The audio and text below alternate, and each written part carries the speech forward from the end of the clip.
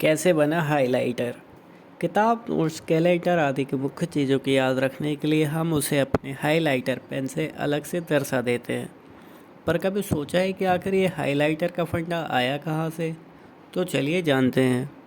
इस कहानी को हाईलाइट करने के लिए हमें चलना होगा 1960 के दशक में, जब एक रसायन वैज्ञानिक और कार्टर इंक कंपनी के संस्थापक डॉक्टर फ्रेंक होर्न ने बच्चों के लिए एक अस्थायी यानी नॉन परमानेंट मार्कर बनाने की सोची और फिर विकसित की एक ऐसी स्याही जो पानी आधारित थी।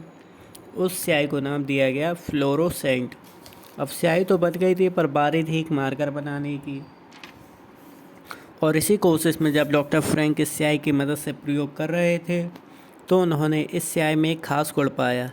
ये स्याही उनके प्रयोग के दौरान जब एक कागज़ पर लगी तो इसने ना तो कागज़ को कोई नुकसान पहुंचाया, ना ही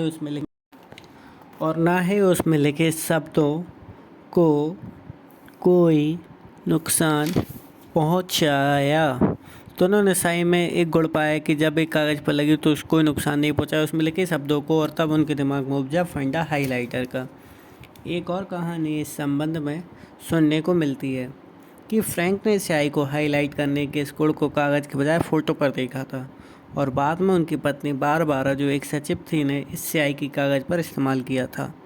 हालांकि कहानी में श्रेय डॉक्टर फ्रैंक और उनकी कंपनी कार्टर इंक कंपनी को ही दिया जाता है। कुछ प्रयोगों के बाद कार्टर कंपनी इस स्याही की मदद से 1963 में अपना पहला हाइलाइटर पेन बनाया और इसे नाम दिया हाइलाइटर। उस समय इसका रंग सिर्फ पीला नियॉन था, जिससे फ़ोटोकॉपी के दौरान इसकी कोई छाया न बने। समय के साथ रंगों की मांग ने इस हाइलाइटर की दुनिया को रंग बिरंगा बना दिया, और आज लगभग हर रंग के हाइलाइटर बाज़ार में उपलब्ध हैं और हाइलाइटर का उपयोग हर फील्ड में किया जा रहा है। मेडिकल फील्ड में मेडिकल रिप्रेजेंटेटिव करते हैं, उनके जो ब्रोशर रहते हैं उसको हाईलाइट कर